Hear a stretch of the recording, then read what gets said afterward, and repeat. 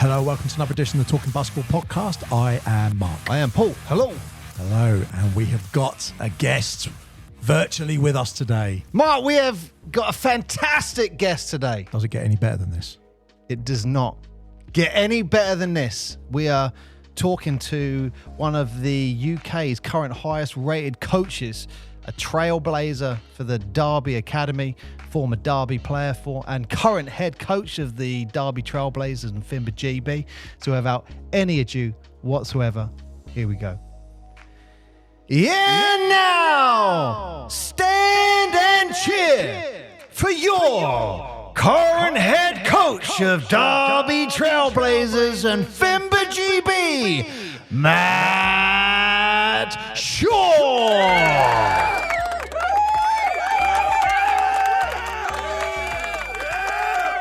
That was a good one. Welcome, Matt. Awesome. Great to be here, guys. Thanks for having me.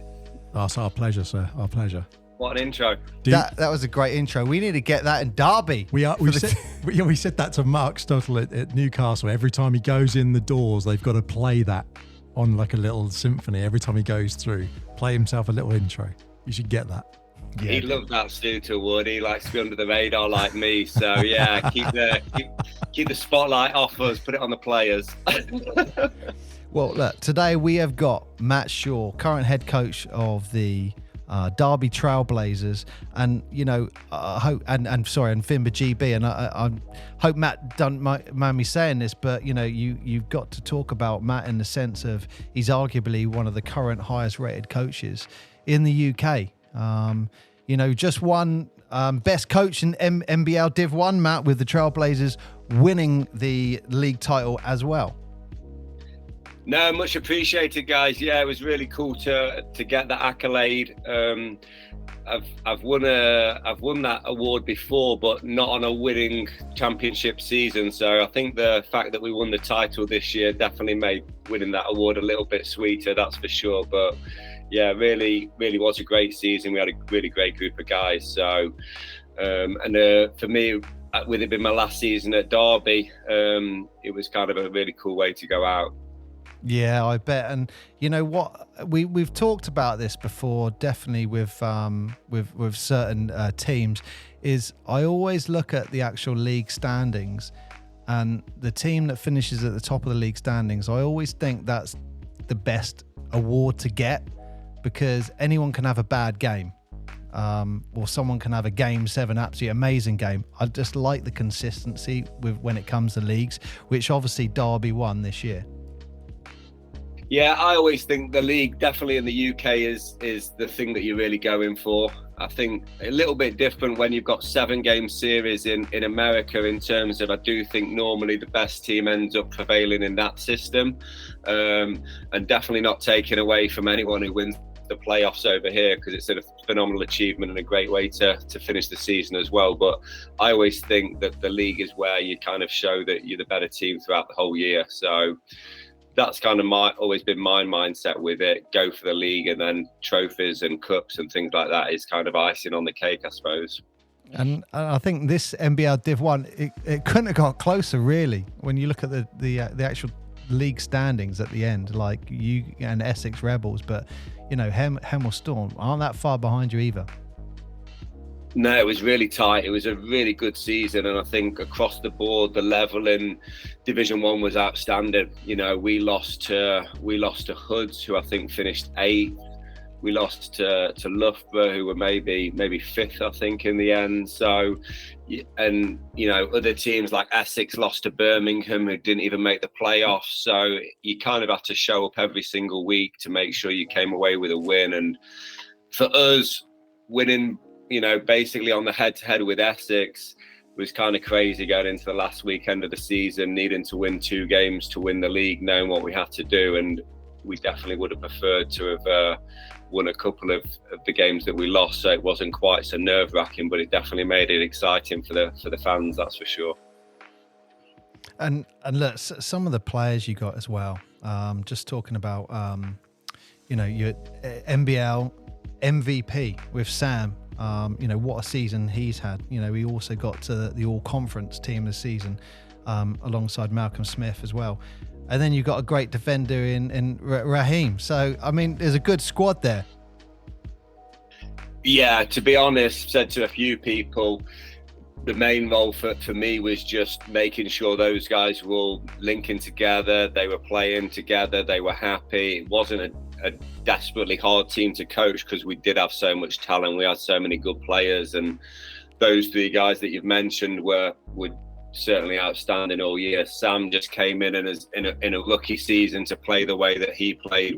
I think he was in the team of the week or might have even been player of the week for like 4 of the first 6 weeks or something crazy like that. So and Mal's been with us for 6 years and been awesome, and this was his 3rd year, 2nd defensive player of the year. So it's a pretty good backbone to start your team with those 3 guys, and then with some other really good players as well, that's for sure. And you know what, I've heard it on the YouTube videos and stuff like that, but and I think this is a huge credit to yourself, is the impact that you've had in definitely, I mean, I'm sure in the wider community as well, but definitely in Derby. There's a lot that I would just say they're gutted that you're now leaving them after, was it 14, 15 years? Probably almost. Yeah, 15 years. So I returned to start the academy in 2009. So this was the 15th season, and then 10 seasons where I've been coaching the Div 1 team. So I think the nature of anyone who's in this sort of job, and you see it probably with others, people like Matt Guyman or Nick Drain in Ipswich, you end up doing lots of different bits and supporting different people, and they're gutted. But the good thing is we've got so many good people in place in Derby. I'm confident, the work that we've done over the last several years will keep on going. And it's been kind of cool. There's, within our club, there's 6 or 7 kids that have come through our academy that are now coaching within the club and have got either jobs in schools teaching and things like that. So it's in a good place, and hopefully someone else comes in and a bit of a breath of fresh air, some new ideas, and kicks it on again and another gear, I'm hoping. Yeah, I just when I listen to some of these stories, I just think it highlights the impact that you've had on a lot of people's lives, which I think is just a credit to you. So especially when you hear it all, you think that's great. And also when I've been in Derby a couple of times, you see, Mark, when you go into like some of the courts, you see like all the trophies they've got, and you see Matt Shaw. I thought it was great. Yeah, that's a heck of a legacy for sure. For sure. No, it's been fun. Yeah, for sure. I like it. No, it's been a good ride. It's been really, really enjoyable. And like I say, just can't thank the various different people enough. And we had awards night a few weeks ago, and just trying to thank different people, and you miss people out because it is a team effort, and a lot of the time I'm the face of it, but there's people behind the scenes. Clarence Wiggins' wife CJ, who's so heavily involved, and she retired from teaching and ends up doing more work probably for the Trailblazers. She probably wishes she was still a teacher, sort of thing. And they're the sort of people and the volunteers that not everyone always sees all the bits that they do. And they're all going to still be there. So it's been awesome. Just a fantastic club, and it's been great to have some success on the court the last few seasons, especially. And we've seen definitely since COVID just such a massive rise in participation rates. The club's just expanding, and we just honestly, the thing that's holding Derby back is really just facility. We just need our own facility because we could fill it twice over every single evening and all weekend. It's a common thread, isn't it? It was a complete look of recognition there. Common thread. Yeah. It's always the same thing. If you build it, we've done a few interviews, obviously, with Mark Stuttle recently, and obviously Paul Blake previously, all up in Newcastle, how once they built that building and they had Virtu, they've got, it's like, now we've got the stadium, now we've created a sustainable thing, now we've got the foundation, the academies, everything sort of trickles down, and then suddenly they went, this now makes sense. But it took years of work, and just like you've done there, to get to that point of now we've got having that arena where you got have an arena, 3 courts, 4 courts, whatever it is. It's like the biggest hurdle we have over here in the UK. I mean, even some of the other places in Europe obviously struggle with some things to a point, but we just don't have arenas, do we? We just don't.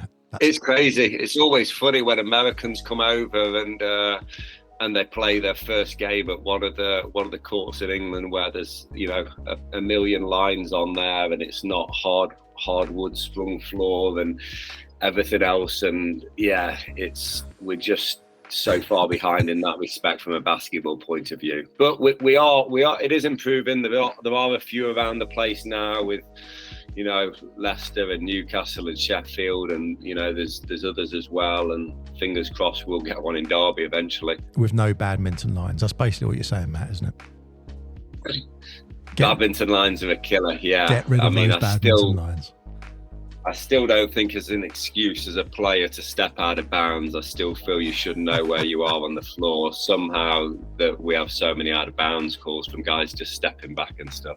I would agree with that, except when you go to play with courts where they change the colours of the lines.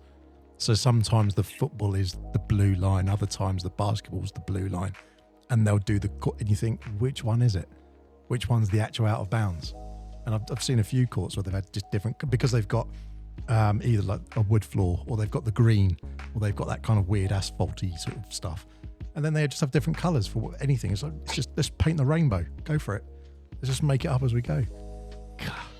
But so many different colours. I mean, the Derby University court had so many lines on it, and I think the markings for that were black, so that took a while for our guys. Black markings on a blue floor, that took a while for our guys to see. It wasn't easy. So funny. So Matt, 2-time winner of Coach of the Year for the NBL one, 4 times for EABL Coach of the Year. But take us back to the beginning for you. How did you get to basketball? What was your journey to get to that point where, University of Mary, you go and play over there in the States? Take us from the beginning to that point.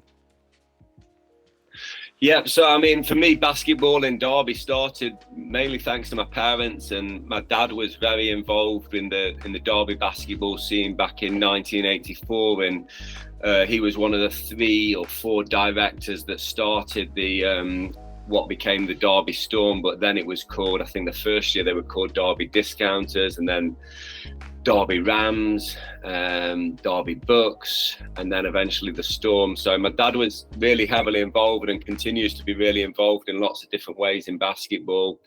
And my mum was also pretty into sport and into basketball. They met through basketball, incredibly. So they actually met when my dad was organising an event, and my mum brought a team down from Scotland to take part, and didn't realise till they got there that it was a men's event, and my mum brought this women's team down from Scotland. So that's how they met. But that's my mum's story. I think my dad probably knew all along that it was a women's team coming down. I'm not sure. So so they were huge, and then my dad was heavily involved commentating and secretary for that Derby BBL team. So I went to probably most games. I think I missed 2 home games from sort of like 1984 to 1994, just followed that team and just was inspired by all the great players that were part of it, the local guys like Tim Lascelles and Andy Mayer, and then the Americans that came over like the Clarence Wigginses and Ron Whiteheads, Ernest Lees, Nick Nurses, and players like that. And so for me, it was always in my head a dream to go out to the States and play basketball, and was just sport mad as a youngster and played a lot of different sports, but basketball was always the one that kind of captured me, and I just loved it. So I suppose that was kind of part of my journey, and just following the basketball scene in Derby and watching loads of basketball, and then eventually starting to play more as a youngster. And there wasn't the junior setup that we've got now in Derby. When I was a youngster, we had I think the first year Clarence Wiggins started under 13s National League team, and that was, I think, the first National League team that we had, and myself and some of the guys that are still around, John Marvel and Simon Spencer, were part of that team. So that was pretty cool. I'm just jumping off. Is this what you were? Looking for? Yeah, absolutely. I mean, the thing is, a lot of people will know you from your accolades and how well you've done your coaching, but for us, we want to understand where that passion is, because we see how much of a person, how much you have to give to yourself, not only just in your personal time, but everything, to get to that point of being not just a coach, but a successful, sustainable coach. So understanding where you've come from and how you've got to that place is really interesting for us. I think with the FIBA GB setup, someone actually was talking, went, Matt used to play for Derby in the NBL Div 1. And there was a lot of players who went, oh, right, I didn't realise that. And so it's like, do you know when the coaching persona takes over and the player almost gets lost? Yep. Probably to the frustration of the coach, I guess. Would that be do you think of yourself as a player still or a coach, Matt? Yeah, then I suppose now definitely a coach, but yeah, playing was huge for me, and I tried to play for as long as the legs would last, really. And I was very fortunate, jumping around a bit, but when I came back from the States, I had a chance to run an academy in Mansfield. One of my old coaches, Chris Squire, hooked me up there with that gig, which allowed me to run the academy, but also play for their NBL2 team. And Chris was coaching, and so that allowed me to do a bit of both, really.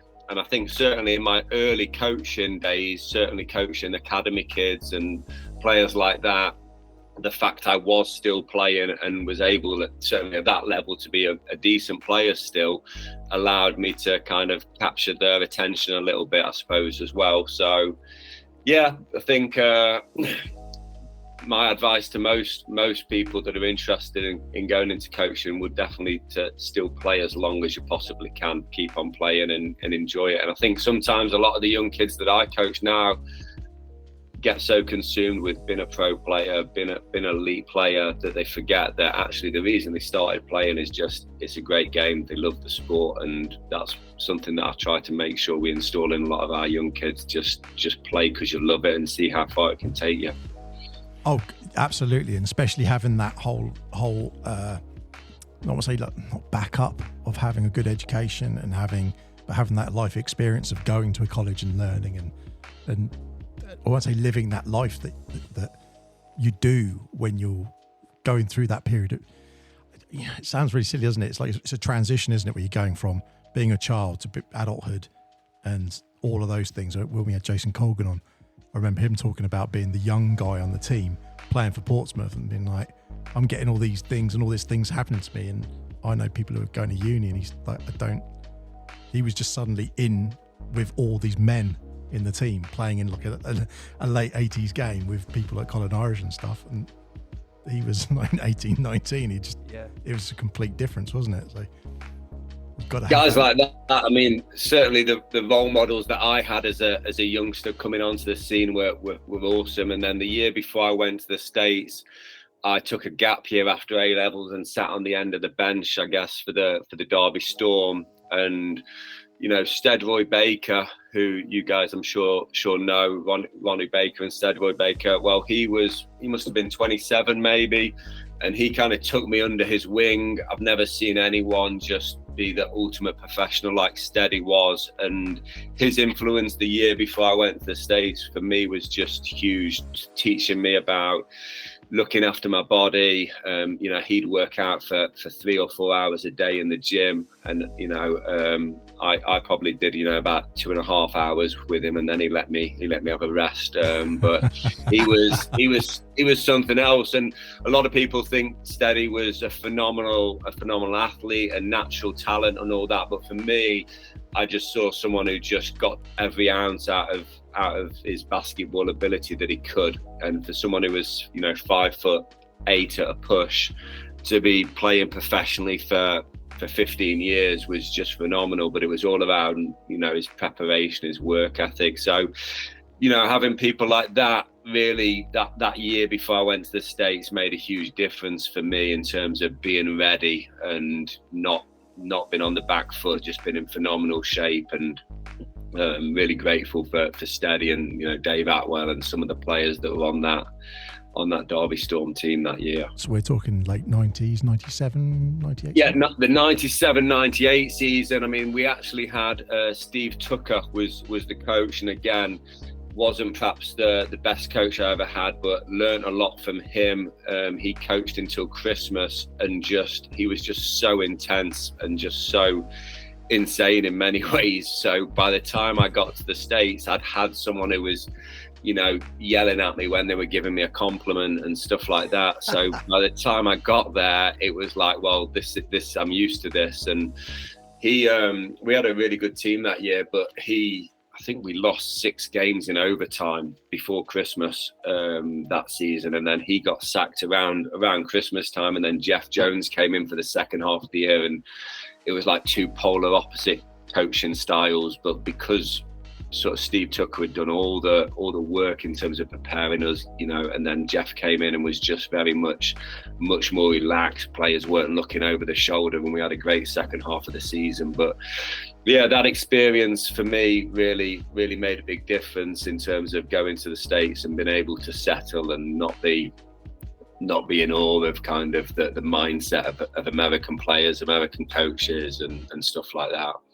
And obviously you said you went to University of Mary, and that was where I finished up, but I actually started out at College of the Desert in California. So a junior college. So during, I think it was around COVID time, I watched that Last Chance U, the junior college, and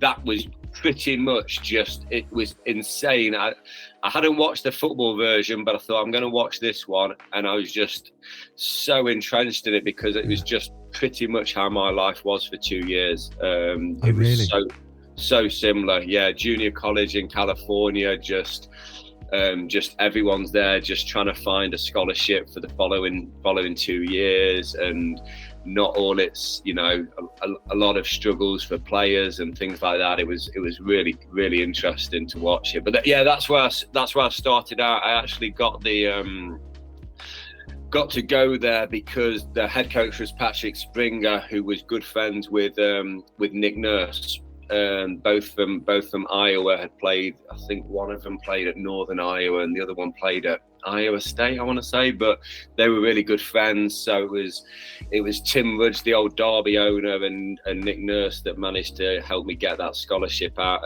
It wasn't actually a scholarship. It was more like a work study on campus and in the junior college system in California. So that was 2 really fun years. I was definitely the whitest person in the desert. Wasn't really cut out for 100 degrees every day, and but that was just fantastic, and that was the start of my college journey. Yeah. Derby to California, that's a transition and a half, isn't it? Absolutely, yeah, absolutely. And what's it like? I mean, for all, I mean, so many of us who have played the game would just love to go to college and play. I mean, and you get a handful of players from the UK. I think, how many are there at the moment? It's like 100 or something like that, isn't it? Yeah. Get the opportunity to go out there. But I'd almost say in 97, 98, how many are going over there? Not many. No.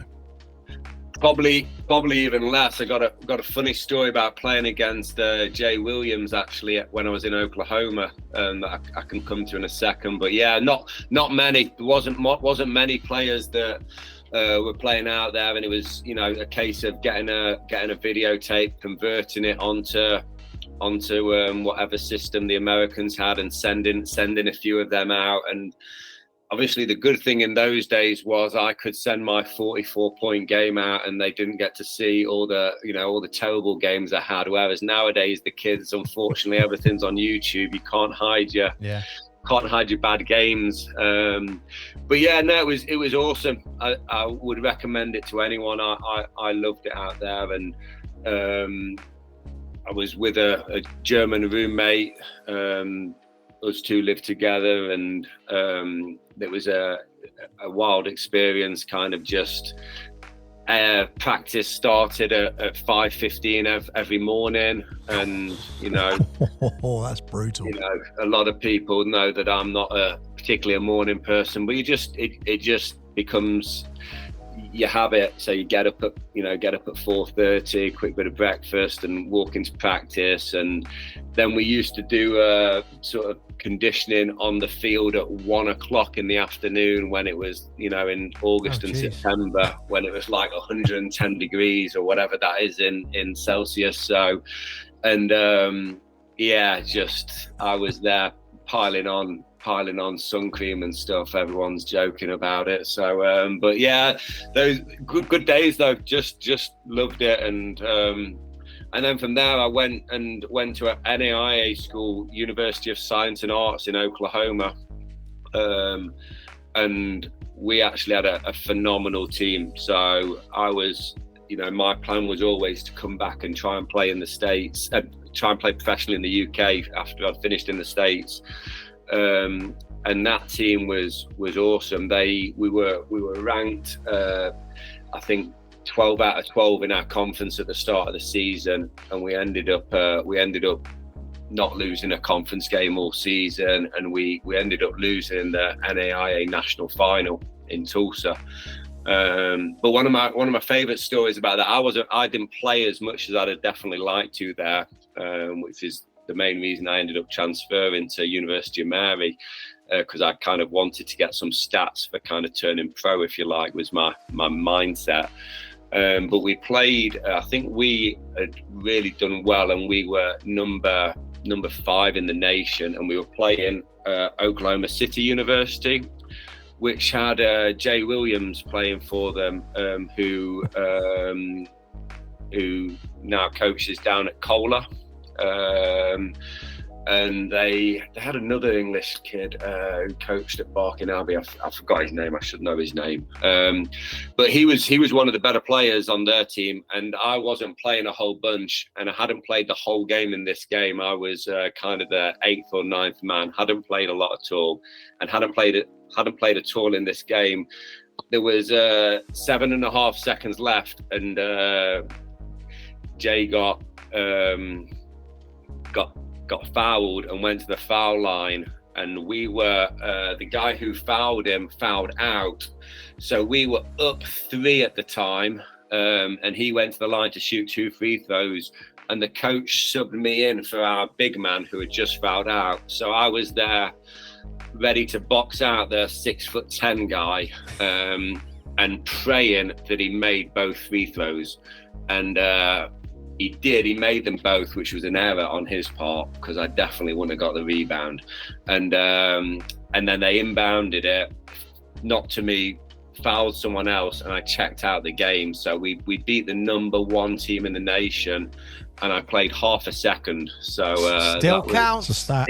Absolutely, I was on the stat sheet. So, but yeah, and so that was a really cool experience. We had a really great team of quite a few players that had been kicked off Division 1 schools that would play in NAIA, and we ended up losing, like I say, in the national final. And the following year I'd left. Like I say, I saw the writing was on the wall that I probably wasn't gonna get any minutes there in what would have been my senior year. So I moved, but they won the national title the following year. Oh, wow.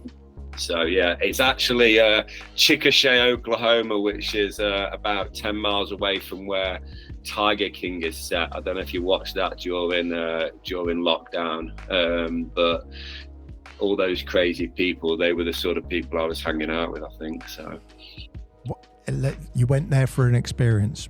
I mean, and he got it. You got the definitely experience. Got it. Yeah, definitely got it. Absolutely. So then you went and became a marauder. Yeah. So the well, actually, what actually happened was, so I was looking to move. If I just flip back to California, weirdly, my roommate then, me and him both played a little bit of tennis. So we were playing one day, and the tennis coach walked past us and said, I'd like you to come to practice. And that made no sense at all to us. We kind of got home like, well, we've seen the tennis team, and because of the location, they just had phenomenal players, like the number 1 from Brazil, the number 2 from Chile, the Swedish number 2. They had all these players that couldn't pass the SAT exam to get into D1 schools, were going to JUCO in California, where it was bright sunshine. So the coach got us down, and he said, well, actually what it is, guys, is these guys are too good to go and play in the conference games. We've got a couple of teams in our conference that are useless.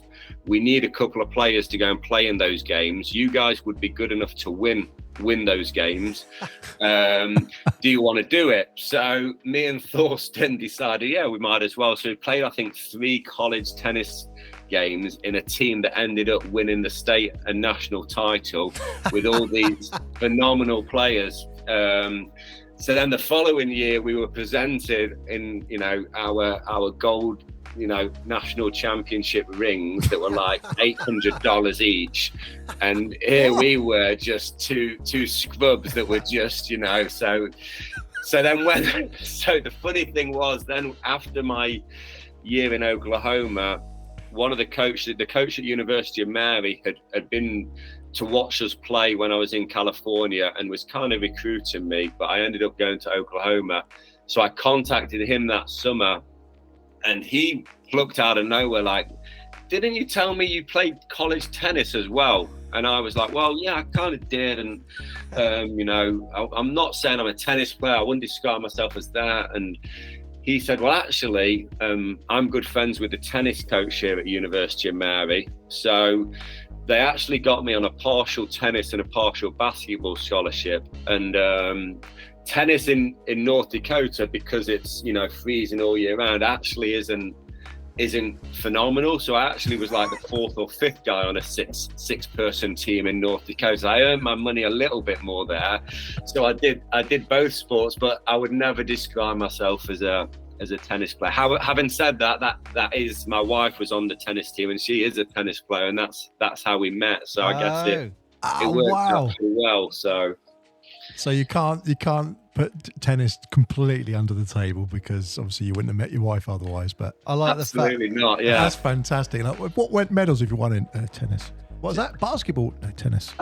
Yeah. So any real accolades in the States actually was my tennis and tennis medals. Yeah. So. I like the fact that the guy said, "Did you play a bit of tennis?" Like, a little bit, just got a championship ring, but yeah, just got the medal, but yeah, I don't really. Well, it's my mum that's always saying, make sure you put about your tennis on your resume. Make sure you put that on your CV, and yeah, so blessed. But yeah. So when you go back to the States, coming up, you can just put that on there, can't you? So, by the way, I just got that championship medal. Do you still have the ring?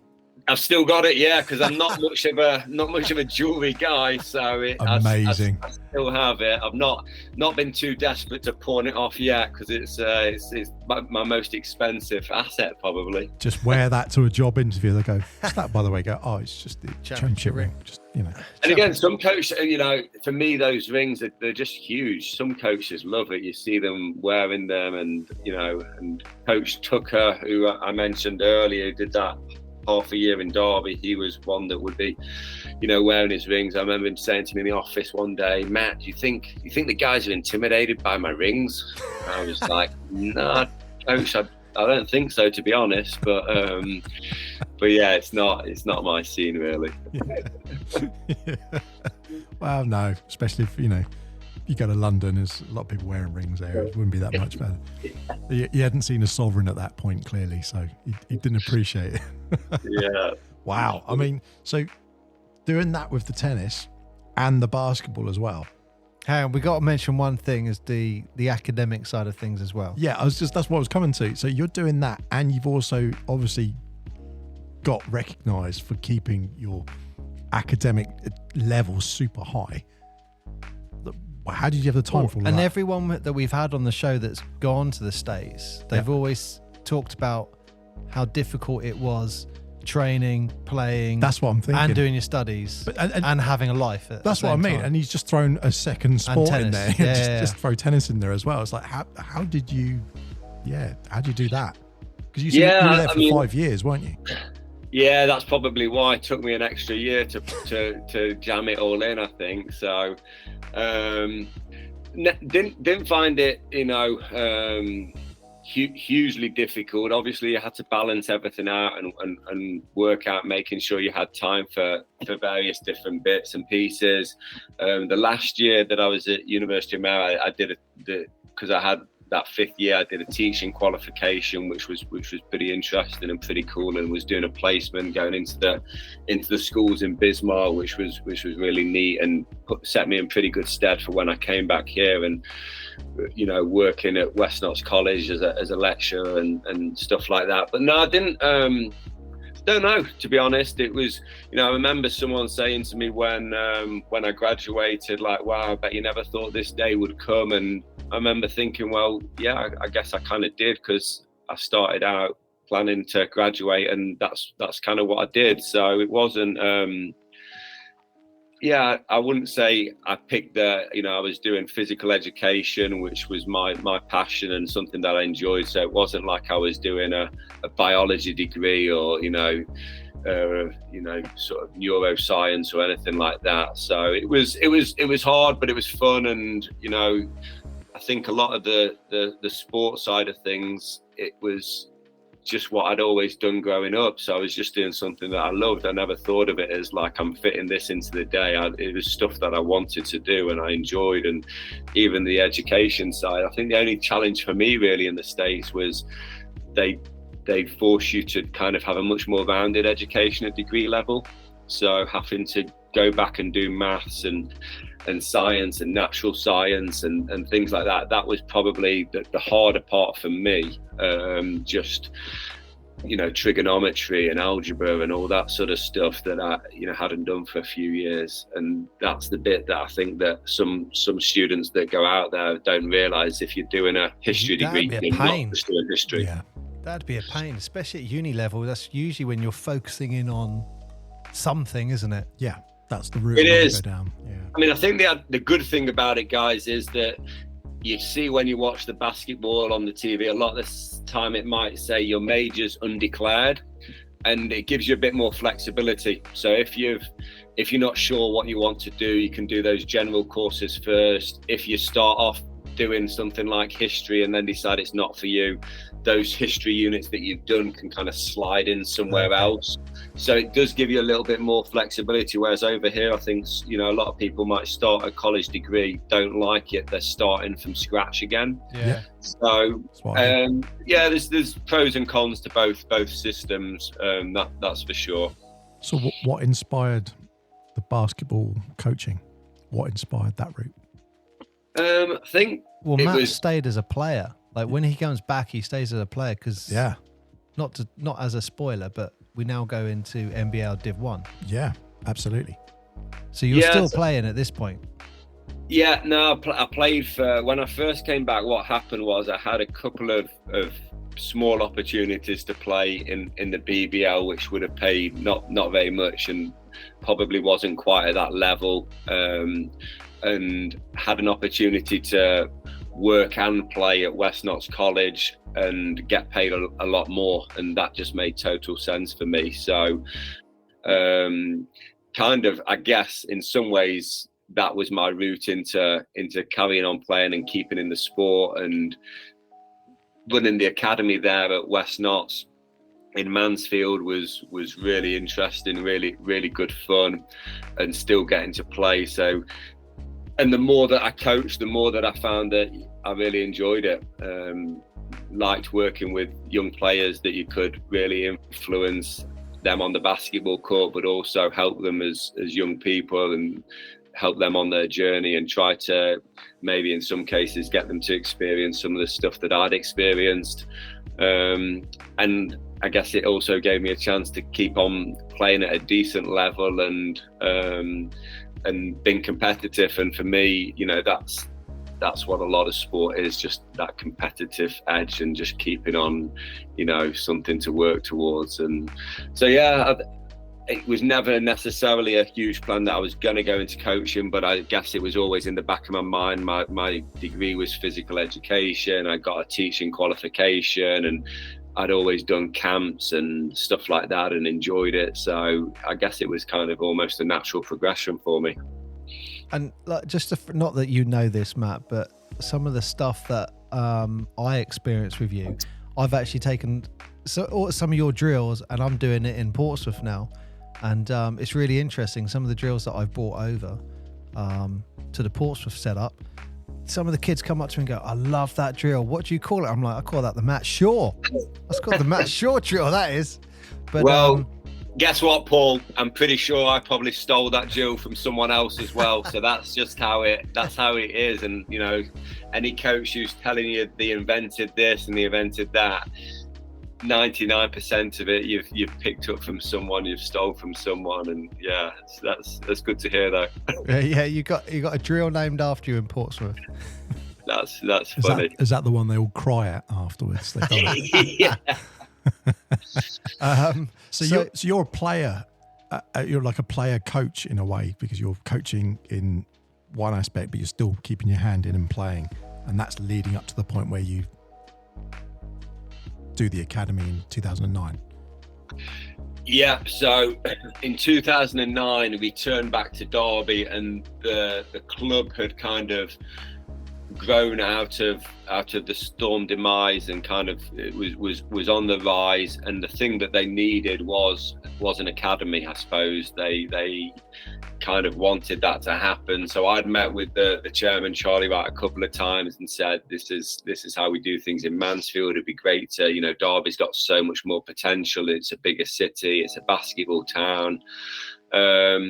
So we managed to work with Noel Baker School and Derby College, and we started the academy. But for me, I was running the academy, but still felt I could play at that level, and they were in Division 1 now. So yeah, got to play a couple of seasons, which was really cool. And the cool thing was the coach was Clarence Wiggins, who had coached me back when, you know, my first junior coach in National League back in 1992 or 93 or whenever it was. So and Clarence was working at Noel Baker as well, so got to see him quite a bit. And no, he was a really good influence. And yeah, we had a good team. We had that first year.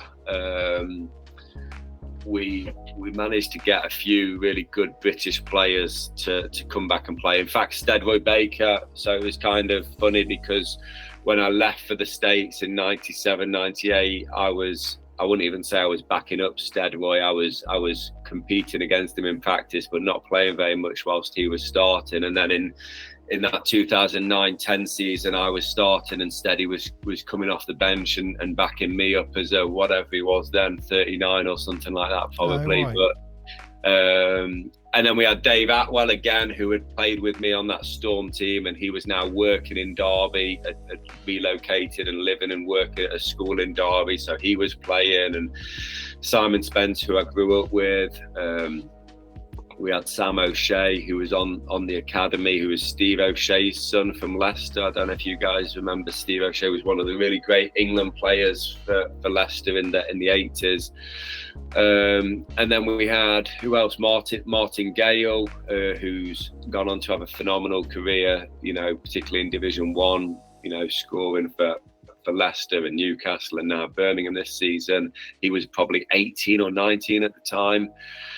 Simon Alloway, Jamie McGatt. Yeah, we had a really good team, all British, and I think we're the last all British team to win Division 1, but that could be inaccurate. I guess Loughborough might have done it maybe without an American, but I think Jonas Dietrichs is German, so we'll still keep that title, I think. So yeah, no, it was a really, really, really fun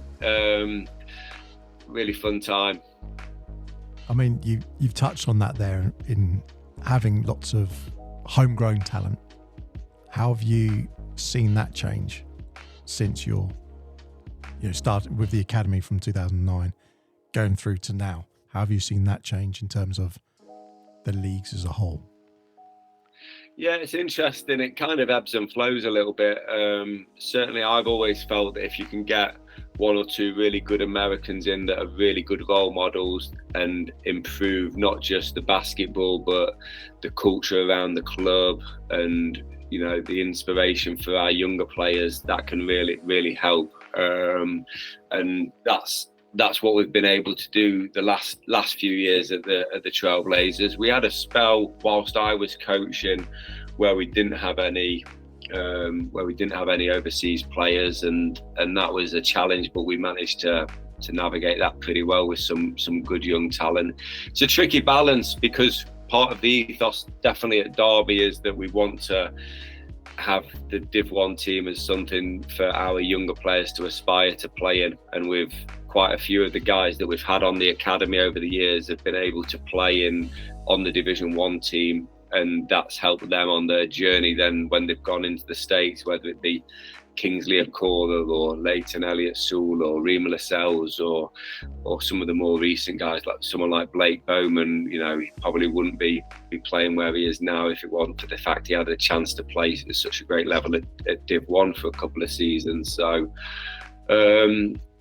certainly for our team, I think over the last decade it's become more professional in terms of the way we run things, and that's been great to see. And our chairman over the last 6 or 7 years has really kicked the club on in that respect, and making the whole product look more professional, seem more professional, and that's meant we've been able to get a couple of Americans as well.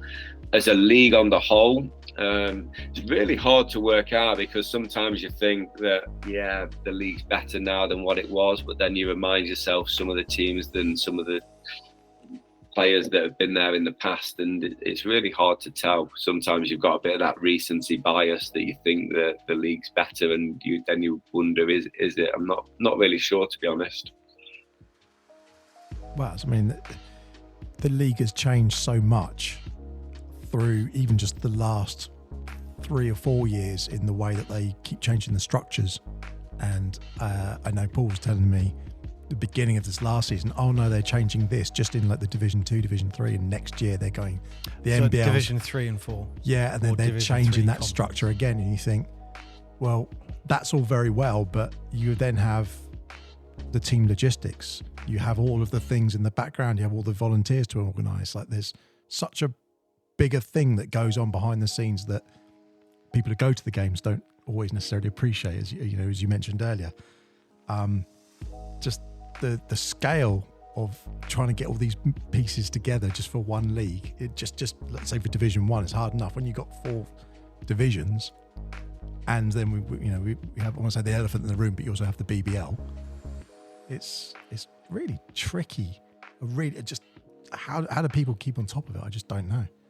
Yeah, for our club's just so big now. I know, it's grown, and that's fantastic, but just takes such a lot of organising the various different practice sessions. A school cancels a week because they've got exams, and then that just has a knock-on impact on 19 different teams. And I think for Derby, one of the real challenges is always getting the balance right between wanting the top teams to be, fighting for silverware, but remembering that we're a community club, and we also don't want that to be at the expense of ensuring that the young players get well coached and get sessions, and they're progressing as well. So it's an interesting balance, and I think Div 1's just so interesting, the different makeups of those teams that are in there. There's a few teams that are really university based, have nothing underpinning them but great support from universities. There's a couple of teams that are like ourselves, where they've got a big club behind them. There's a team like Hemel, which is kind of like a pro team with just Hemel Storm. I think they added maybe a ladies and a Div 3 team, but it's just sort of 1 or 2 teams as opposed to having all the juniors underneath. So different models, and that's also quite interesting. I think that's been quite interesting for Div 1 as they try to move forward and move the league and make it more of a kind of showcase in a professional league. Just trying to work with all those different models that are within the league is quite challenging, I think. I mean, we've talked before about on the podcast about how fragmented in the UK basketball is. Yeah. How would you change things if you had a magic wand for just the NBL, for example, in Div 1? Get arenas? Yeah. I think is the arena the centre point? I think it is, because I think definitely makes such a huge difference, just having facilities and having good facilities that people can go to. So that would be, I think that's the biggest stumbling block, just having access to facilities and the expense of facilities as well. At times it feels like we're behind the eight ball compared to a lot of other countries. Been interesting to see there's been a really big push in terms of outdoor courts, and that's been great. The frustration for us is there's just not the weather to back it up, you know. Yeah. The 3-on-3 scene in other countries, you know, I think we would be equal in the likes of Spain in terms of stuff like that if it didn't rain all the time. And so that's the thing that springs immediately to mind. I think all the other stuff, there's lots of good stuff that goes on in British basketball. I think the people that are in it, we have to get a really good balance between wanting things to improve but not spending too much time complaining and moaning and wishing our lives away. Sometimes it's a case of getting on with it, dealing with the cards that you've been dealt, and making them as productive and as meaningful and as worthwhile for your community as you can, I suppose. And you know what, just highlighting those arenas, there's some really nice ones, some really nice examples throughout the UK as well. The one that just comes to mind that I know is near your way, Matt, is the one in Nottingham, where the hoods are. Incredible, really. I mean, yeah, it is. It's awesome. Not massive, is it? But it's great. Well, for spectator events, it's not phenomenal because they don't have the bleachers that some of the other arenas have got. But in terms of community usage, it's phenomenal what the players and what they've done in Nottingham over the last 20 years. What amazes me about that, Paul, is just the way that they just keep it in such good condition.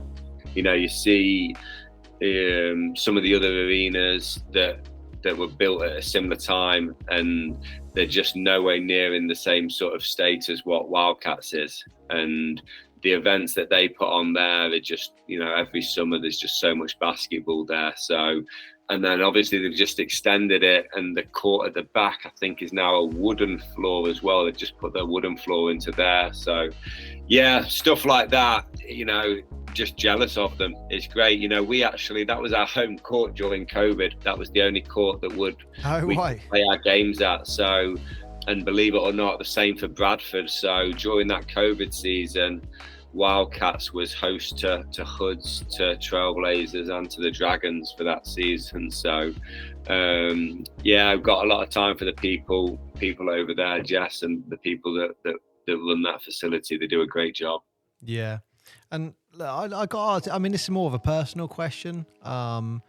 Just going back to you being a player and then that transitioning into coach. Do you feel you can be a player coach?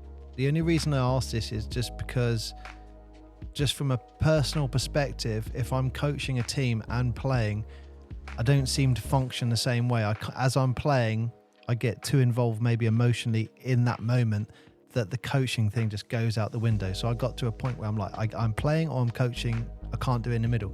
Do you think there can be a player coach? Because you would have gone through that transition at a certain point. Yeah, I did it a few times when I was at Mansfield, and I guess after I stopped playing in Division 1 at Derby, there was probably a few games where I was playing Div 3 and player coaching, and it's not easy. I think certain people can do it. There's a handful of people that I think in the UK that I've seen that have done it and done it pretty well. Fab Flanoy being one. Yeah.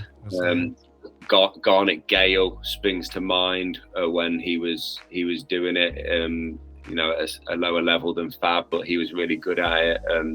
Dan Richards did it when I was at Mansfield for a year, and he was pretty good at it as well. Oh, actually, Alan Cunningham. He would have he would have done it in Solent. Yep. And Alan Cunningham was outstanding at it, wasn't he? Yeah, in those, he did it at Solent. I think he probably did it at Worthing as well for a couple of years, I'd say. For me, I found it quite hard, found it quite difficult. Just being able to see the game and not being so entrenched in what I was doing. and it's a real skill to be able to do it. And I think some of it's just second guessing yourself, and I think certain players, someone like Alan Cunningham, was probably at a level where, you know, he was that good that there was no second guessing himself. Even if he wasn't playing well, he knew that his teammates totally knew how good he was and everything else. Whereas for me, when I've done it, just, you know, a little bit of questioning, you know, am I making the right call? And then some of it's just been in shape as well. I think when I did it when I was at Div 3, I was probably in the timeouts just trying to get my breath, and couldn't say to you, guys, you take the first 30 seconds. I just need some oxygen here. So it's a skill, and I think people that do it, yeah, hats off to them, but it's not easy. Well, in fact, the person who did it in Derby and seems to have done it quite well in 1990-91 was Nick Nurse. So I guess he came in as a player coach at Derby in his first season, and he certainly seemed to do all right. Ron, I think in those days Derby had quite a few player coaches. Terry Mangum was pretty good at it as well. Ron Whitehead, who I think ended up playing down in Solent as well for a year or two. He was an American that was a player coach too. So there was a few. I think in those days it was very much probably to save on a bit of money rather than pay a coach and pay a player. You got them to do, you got a 2-for-1 sort of thing. It's really nice hearing you say Solent. I know that sounds silly, but where we haven't had teams competing at certain levels for certain periods of time, and we lost a team that had won in the BBL, and we lost that, and then it became Solent Stars, and then that folded. And you know, there is a whole, I won't say connection with a lot of basketball teams wrapping up and folding up, unfortunately. Seems to go quite hand in hand with clubs, but it's really nice hearing Solent just in that level of conversation that you're talking about, because it's such a geographic community with basketball. And that's one of the things that I wanted to ask you about, like with how important is the surrounding community to a basketball team to keep that sort of going? Yeah, no, I think it's huge. And I think that, you know, there's certain cities or towns in England that I would call basketball towns. And I think Solent is one of those. And, you know, I've been hugely massive admirer of the stuff that Matt Guyman's done. You know, the stuff that he's done down there to revitalise it, and you know, the run that they had to the BBL trophy final as a Division 1 team was just phenomenal. But yeah, having, you know, for us, we're quite lucky, I think, because we've got a real rich history of basketball in terms of having that BBL franchise through the 80s and 90s. Just means there's so many people that dip in and out that can pick up volunteer, you know, got good referees in the area. I'm not, you know, sometimes some of the players might disagree with that, but if they were in a different area, then they perhaps realise how lucky we are. And, you know, and that's partly down to that sort of Derby being a basketball city. And I think Solent and Worthing and Cheshire and places like that, and that's why I think if Derby were ever to go back in the BBL, you know, as a city, they could absorb it because there is that interest level and it's been done before. But yeah, we're really lucky. The other thing I think for Derby, if I'm honest, one of the great things is that we don't have several other teams in the city. You know, in some ways, you know, we'd like to have a few more kind of, I think the local league scene nationwide's probably died a little bit compared to perhaps what it was 20, 30 years ago.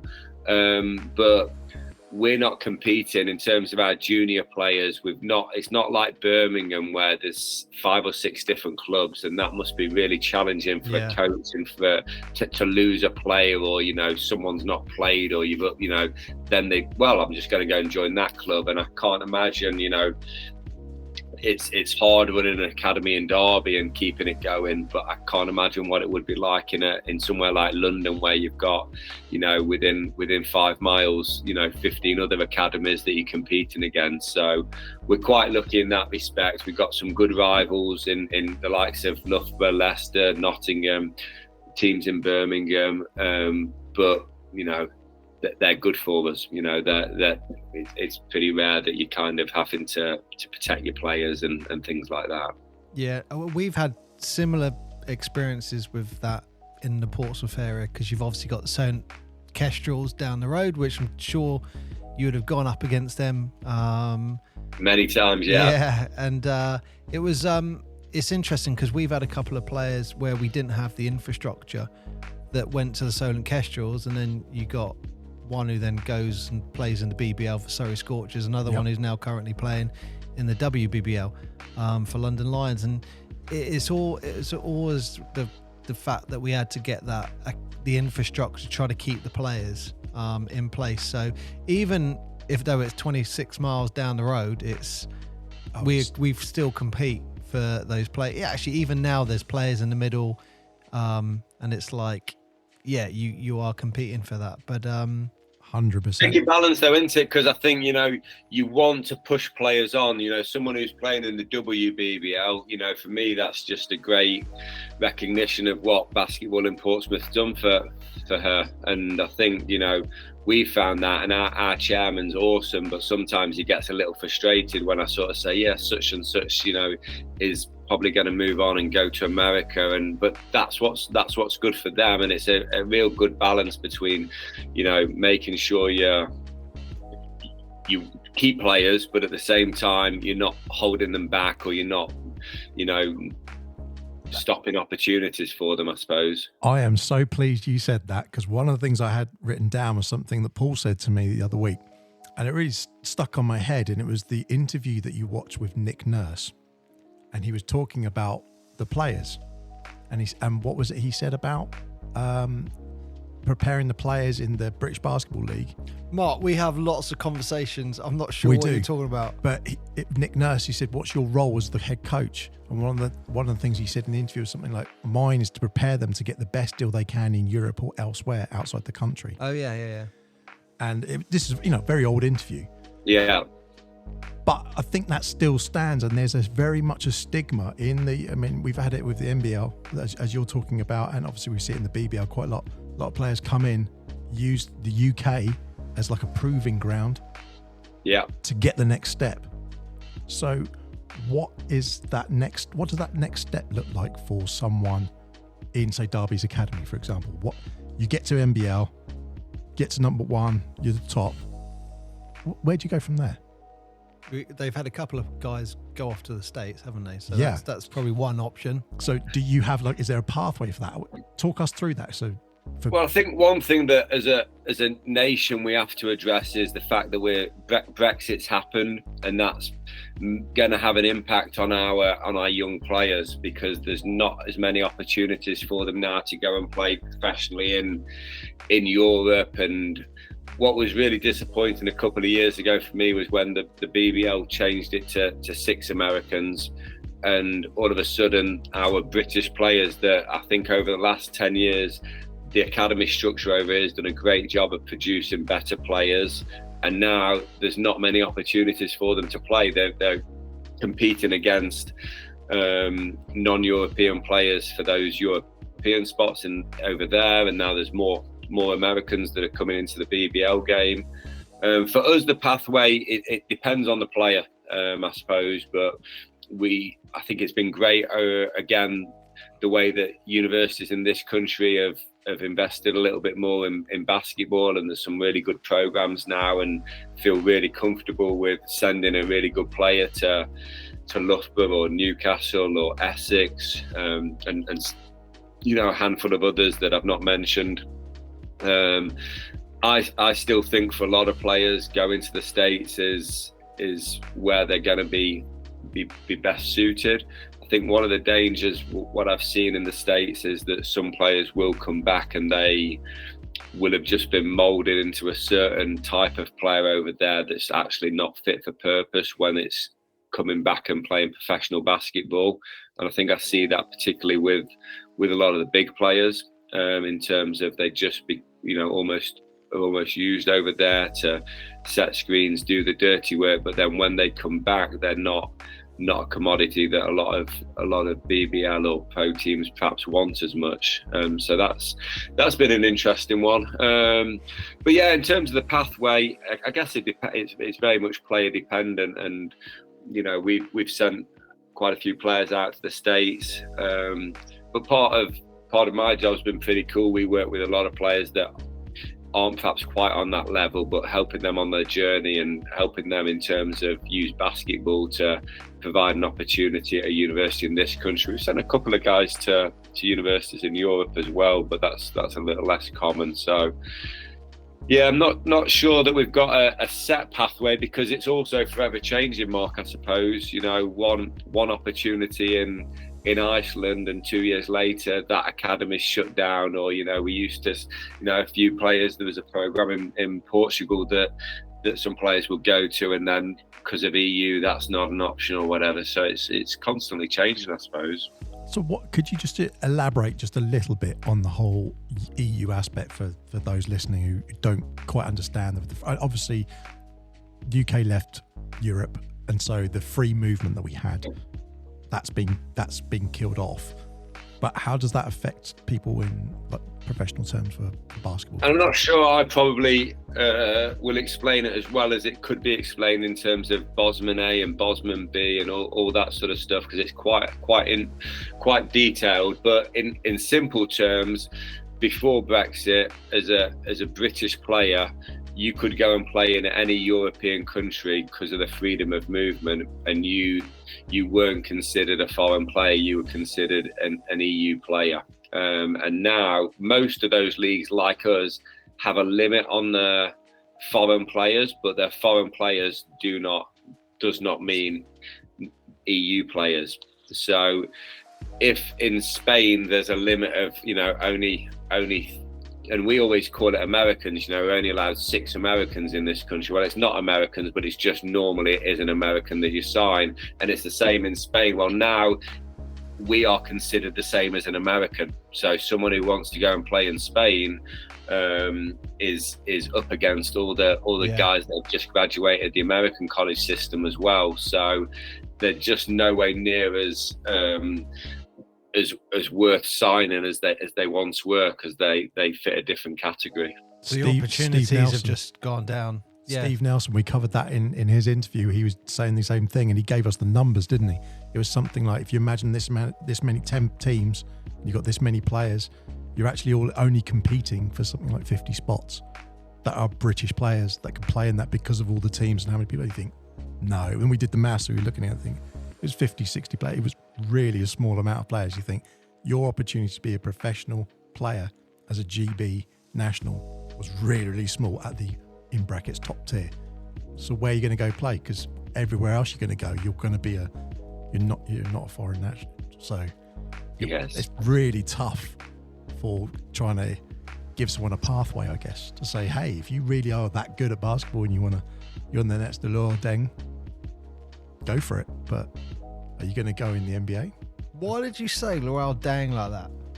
Well, if you are, because he's the most successful NBA player we've had. No, you put a French accent on it or something. No, I just wanted to make sure I didn't butcher his name. Steve Nelson played at Derby for 1 year back in the early 90s. Yeah, he did. He was very good. Really, he used to talk to himself the whole. I don't know if you guys have ran into him much, but he used to just talk trash to himself the whole game. Just I can believe that. Yeah. He is highly respected. His name on the South Coast. Obviously, he played championship BBL years with Portsmouth and Worthing Bears as well. So Solent, did he win it with Solent? Not sure. He was definitely on that Worthing team with Cunningham and Irish and Cleve Lewis and all those guys that were pretty awesome. Portsmouth version 2. That's basically the Portsmouth team just went down the road when Portsmouth yes, folded. Yeah, that's right. Yeah, pretty much. Yeah. And again, I think it might have been Colin Irish's interview that you guys did, but then I think after that I went away and was watching some stuff and reading some stuff about, like you say, how that team just folded just almost overnight. And you know, and that's something that concerns us in Derby. You know, we'd love to get back into the BBL, but like I say, we don't want something like that to happen. It has to be on good foundations. We don't want it to affect the junior part of the programme and all that sort of stuff. So they're the kind of concerns and worries you have when you talk about progressing things forward and going BBL, that you see it happen quite a lot, that a team, you know, Worthing went in the BBL again a few years ago, and that was a struggle for them, and it's just such a minefield. Yeah, when we interviewed Paul Blake, the one word that really stuck with me after that interview was sustainability. And it was just like, you know, and also if you go and look through like all the awards for all the clubs for BBL throughout all the years, it's actually a little scary how many of those teams no longer exist. So obviously Portsmouth is ranked, I think, 14th or 16th, maybe 16th. And it's like there's like a little asterisk on it, like dissolved. Yeah. London Towers. Dissolved, yeah. But if you go through the list, there's a lot that are dissolved. Yeah. And I think that is why one of the main reasons the BBL isn't expanding, because they could get another 10 teams in tomorrow, but obviously those 10 teams might struggle financially. So they want teams to come in that are going to be around for like 10 years at least. Are they going to struggle financially though? I'm not just playing devil's advocate, as in, I think when you've got teams like Derby, when you've got teams like Reading, there's communities who are behind all of these, and they've got infrastructure in place, and they've got from grassroots going right through to the top. It's like, give them the next step, and they could do that. Yeah, you could get at least 2 or 3 teams straight in. As an example, though, I mean, this is just off the top of my head. I'm taking, you've got 12 players plus a head coach. Screw it. Let's say an assistant coach now, and you're going to pay them all 25 grand. Yeah? A year. That's 350 grand you've done. Yeah. That's not including things like houses, hotels, or not hotels, like flats and all that. So it's a huge investment, and that's one of the really thing that stuck with me with Paul was that getting that whole financial stability. So I was right behind what he was saying. We definitely are advocates of expanding the BBL, 100%.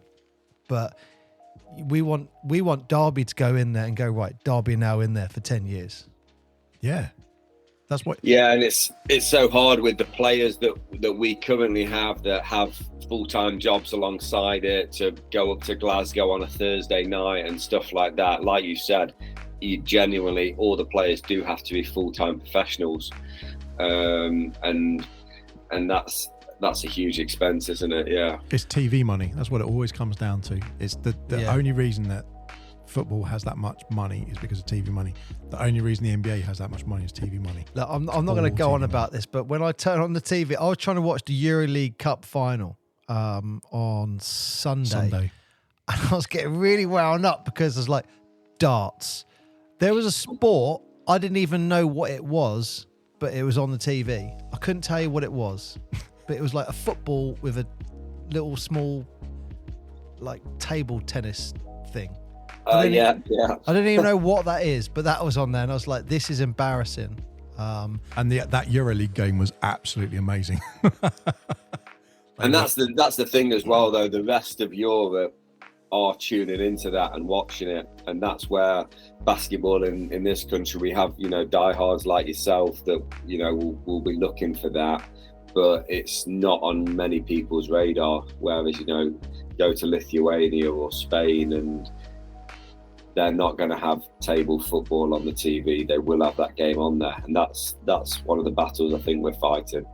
Yeah, and one of the things I would love to see with the BBL, a bit like I've called it the FA Cup model, where anyone can go for a trophy. I mean, I've seen. I think I don't think you have it anymore. But what I'd like is call it the BBL FA Cup. They did a wild card one, didn't they? Yeah, you get wild cards every now and then, but I'd love it if you got like the D1 teams going up against the BBL teams. Yeah, 100%. I mean, we know what's going to happen. Well, you say that, but Solent Kestrels had that one. That's what happened. They had a good run. They had a really good run based on that being the wild card. We had a pretty good run 2 years ago as well. Yep. So we had a couple of good seasons in that. Not as good as Solent, but yeah, really good run. And I think Solent and our efforts in that is one of the reasons that the BBL put a stop to it. I thought it was a little bit of backwards thinking personally, but obviously they've got their reasons. You know, for us, what we saw was after we had our success in the kind of BBL trophy for 2 years, I found a lot more of our local fans were talking about the BBL, were engaged in the BBL. Yeah. You know, we're watching BBL games on YouTube that 3 years ago, when we hadn't been in that BBL trophy, they weren't watching. But I mean, I don't know this. I don't think it's 100% official, but I was told that one of the reasons the BBL stopped it was because it was embarrassing what Solent did, and it was embarrassing that last season we knocked out Plymouth and got to the semi-final, and so I think it's fantastic that you did that personally. And you know, we're in a culture where we love the underdog. And we really root for the underdog, and I get what they're saying. I don't know if embarrassing is the word I'd personally use, but I definitely think it was probably damaging to the brand, because you've got an NBL div club, you know, showing someone how to play basketball. But look, that's the great thing about basketball. Anyone can win a game.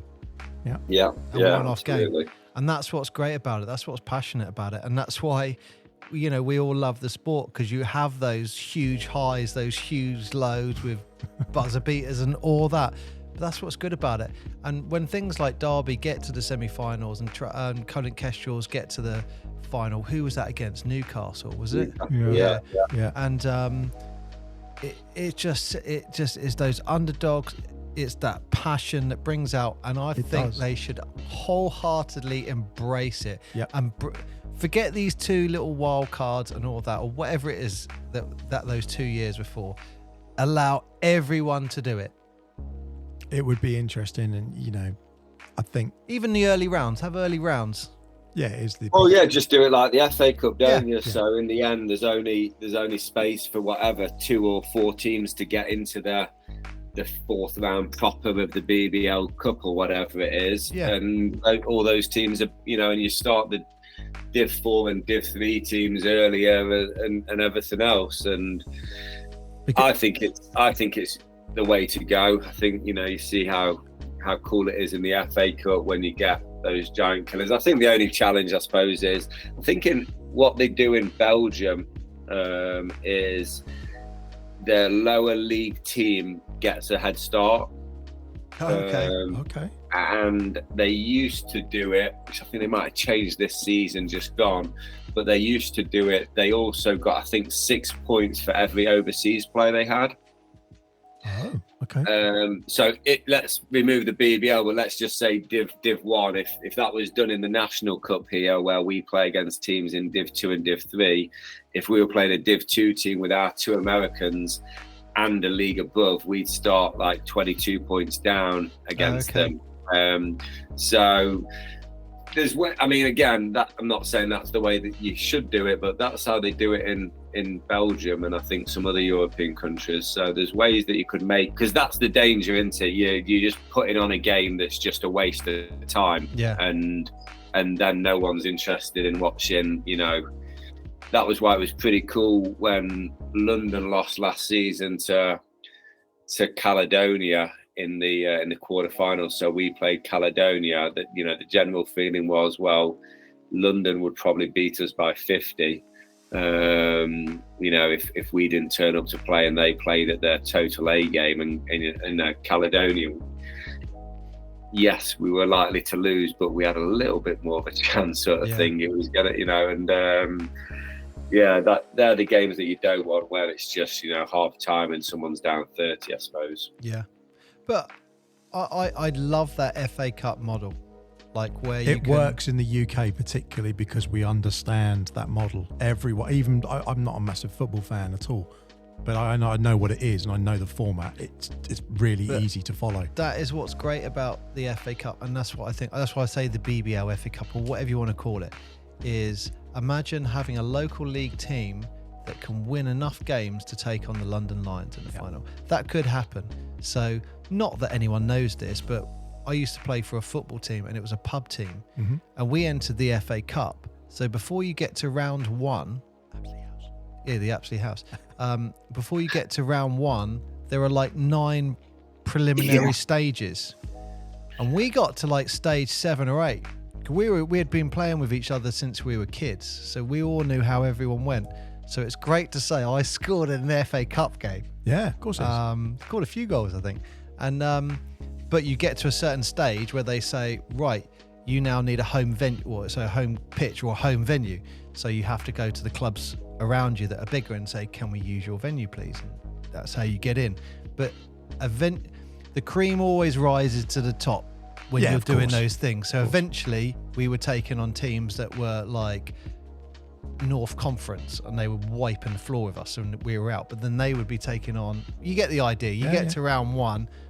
I think they should do something like that with the BBL. Well, there's 2 bits to it, I suppose. There's one that it's a money spinner for, if there's a, Mansfield Express back in the day, or Mansfield Giants, if they get a BBL team come, it's great for the town. It's great for raising the profile. But I think the BBL don't look at it the other way. If Mansfield had hosted a BBL team, everyone who followed Mansfield basketball would probably then be more engaged with the BBL, and I think that's where they're missing the trick, I think.